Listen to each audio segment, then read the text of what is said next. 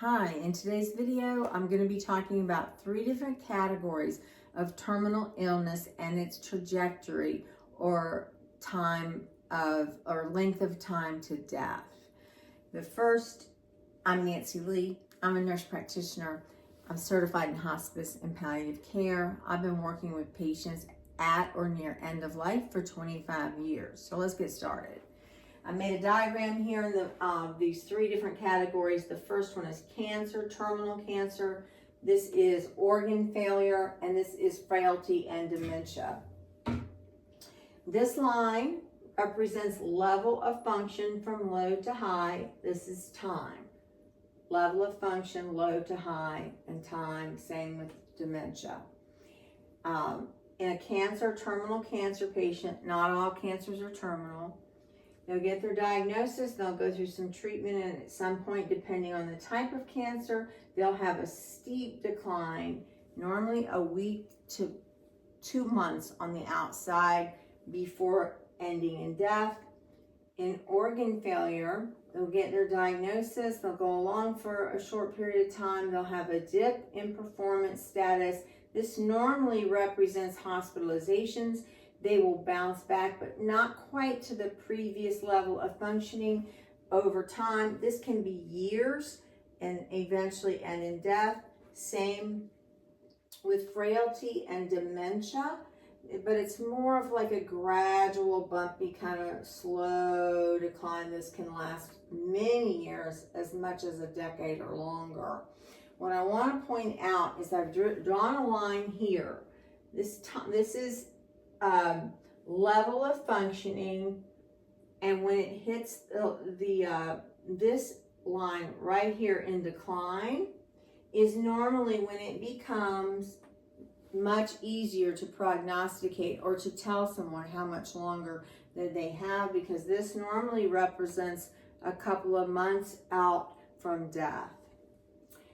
This is all of these trajectories have factors that influence the length of time this takes, and its age, their general health, the type of terminal illness, the type of cancer that they have.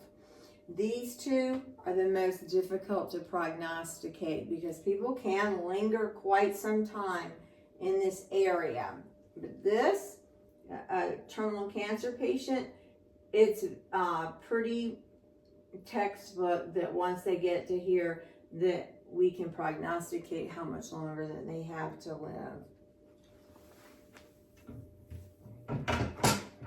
Oops.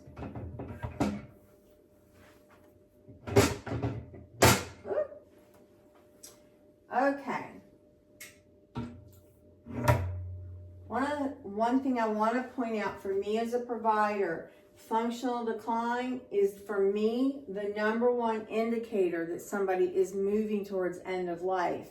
When I pointed out on those diagrams, when it gets to that area that they've had that much of a decline, that combined with other factors, it makes it very much easier to tell how much longer someone has to live. So in this column, I wrote some things, some signs and symptoms that you can expect when someone has 2 weeks or less to live. They'll have a decrease in activity and a loss of function, which means that they're no longer able to participate in their care or activities of daily living. They need assistance walking, they need assistance bathing, toileting, and feeding. They are sleeping 22 or more hours a day. Their communication becomes more difficult. They have problems expressing their thoughts and ideas, just because of the general decline in function from the disease process makes that harder to do. They may have an increase in congestion and difficulty swallowing. When people get very weak and moving towards end of life, the muscles in their throat actually also become weak, and when they take in food or water, it doesn't always go down the esophagus, and some escapes into the lungs. That's just one of the factors that contributes to congestion at this point. You may see increased confusion, hallucinations, and spiritual experiences. Spiritual experiences, I mean, like they may report seeing deceased loved ones. They may report seeing all kinds of things according to their faith. There's a change in bladder and bowel. They may become incontinent with urine, or their bladder may become incontinent, and also bowels. They have little to no appetite and they're eating very little. IV fluids are not helpful at this point and not indicated. If you introduce fluid into the vascular system when someone's body is beginning to shut down, it can complicate the process, and these IV fluids don't go where they're supposed to go. They go to the lungs, to the extremities, and they accumulate throughout the body, causing more discomfort. Our bodies are miraculously designed. When we're getting near death, the signal to want to eat, the appetite signal, is just shuts off. It's our body's way of preparing for the transition as all of our organs begin to weaken and move into the end stages of life. In the last days, I'd say a few days to maybe about a week, they'll be sleeping 23 or more hours a day. They will withdraw from their environment.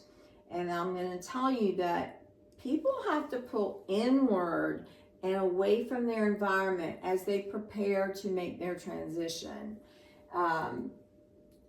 It can be a hard thing, because I'll tell you personally, when my father was dying, he was sick for a couple of weeks before he died. And about a week before he died, he started to do this. And I was like, oh my goodness, he's not talking to me. He won't speak to me. But that's just part of the natural course of this process. And I had to remind myself, even though I work in this industry for years, I had to remind myself this is part of his process and not take it personally. At this point, if they haven't talked about deceased relatives before this, they will definitely talk about seeing deceased relatives. Anybody that can communicate as they near end of life within a few days to a couple of weeks, report seeing deceased loved ones.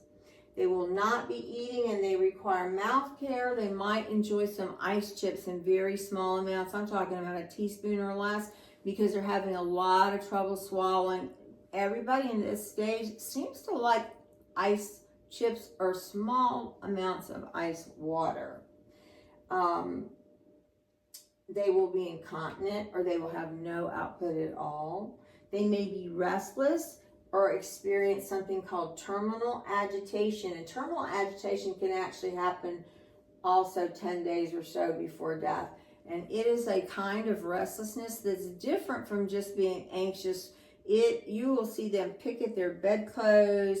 They will pick at things in the air. They will be very confused and very difficult to control. They'll want to get up, but they're unable to support their own body. So it can become really dangerous. So they need to be medicated during terminal agitation just to keep them safe and comfortable. Agitation is a form of discomfort. You can think of it like pain. If somebody is constantly agitated and trying to move and just can't get settled, that is a form of distress, and it should be medicated or treated with medications. Where are we? Their congestion will increase in the week leading up to death. Their lungs start to accumulate fluids because they are unable to clear their own secretions, and then in the last few days of life, they start to accumulate fluid in the back of their throat because they have lost the capacity to swallow as well.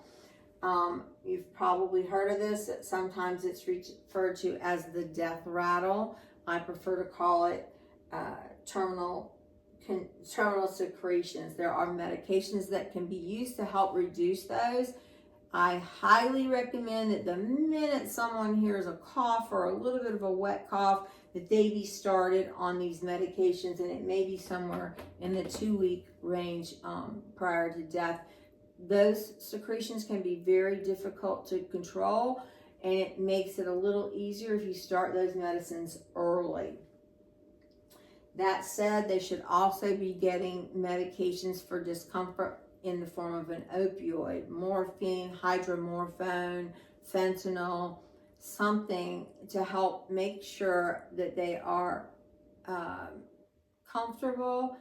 And also, they'll have an increase in their respiratory rate up to 30 or 40 times a minute because their respiratory function becomes compromised. Now, there's a lot of controversy about this, but opioids are the #1 drug of choice, the #1 intervention to help breathlessness at end of life. It is not oxygen. I had somebody comment on one of my videos and said, well, yeah, morphine stops their breathing. That is not true. It does not. It's given in small dosages. Our bodies develop a tolerance to opioids really quickly. And when somebody's breathing 30 or 40 times a minute, we want to lower their respiratory rate because combined with terminal secretions and a rapid respiratory rate, it is a very distressing situation. So that is the standard of care for breathlessness is opioids. You'll see skin changes. The skin will become cool, pale. Sometimes the hands or feet will become blue. They'll be profoundly weak. They're unable to move themselves, and they require gentle repositioning for comfort. For comfort, not because the hospital or wherever they are thinks they should be turned every 2 hours. That is not necessary in the last week of life. You want to minimize moving somebody because moving them can cause them more distress. It also interferes with their process. They're trying to separate, and every time you touch them or do something, it brings them back into their bodies. So that's just been my experience. Yeah. So they also have profound changes in cognition and level of consciousness. And what I mean is that they will appear to be unconscious most of the time. They can always hear you. This is a part of the dying process. I promise you that they can always hear you. I've had people wake up from this comatose-like state when they have heard something in the room that they felt like they had to respond to, and nobody thought that they could hear. They can definitely hear. So yeah, loving touch is what I recommend. We do away with stop looking at the patient as a patient and more like a human being. We don't really need to take blood pressure every 4, 6, or 8 hours. We just don't. There's so many other physical indicators that somebody is near death, and a pulse oximeter on the finger once a day is adequate. You should always speak to the person as if they can hear you because they can. Now, I wrote down here, facilitate life review as indicated, and that is up in here, and sometimes you'll see people up in about 2 weeks before they die. They'll appear to be confused, and they'll start to act out or talk as if they are doing something that they did as a young person. They'll think that they're at work, or you'll hear people say, so-and-so was just here. What was he doing here? And it's somebody that they worked with decades before and that they haven't seen them. They're doing their life review. It's been my experience that people do life reviews a couple of weeks before they die, when they're starting to decline and move into the actively dying phase, which is what this really is.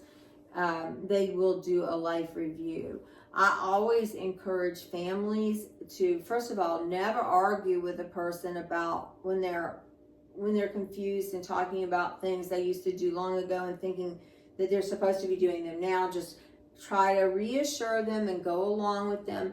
I often recommend, getting family photos and sitting at the bedside and going through the photos and talking about memories, because that facilitates life review. I think life review is part of the work of the dying. That's just what I call it.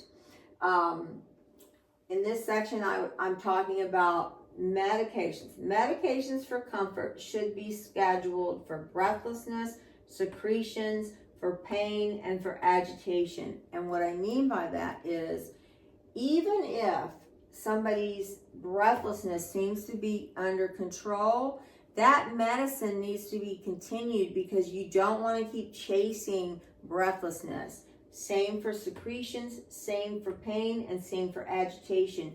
If you think that those symptoms are under control and you stop the medication, it will return. That's just what happens. This has been my experience. I've been doing this a long time. In any event, thank you for listening. This is a general information. It's not meant to replace your own information that you might get from your personal physician.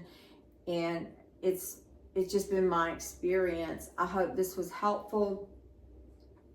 You can leave comments and ask me questions in the comment section. I would like it if you would do that. And also, I'm going to drop my email in the description box so that you can personally email me. I'm happy to talk to you one-on-one about your personal situation if someone in your life is moving towards end of life. And I appreciate you watching. Please like, share, and subscribe, because I am trying to grow this channel. Thank you, and I'll see you in the next one. Bye for now.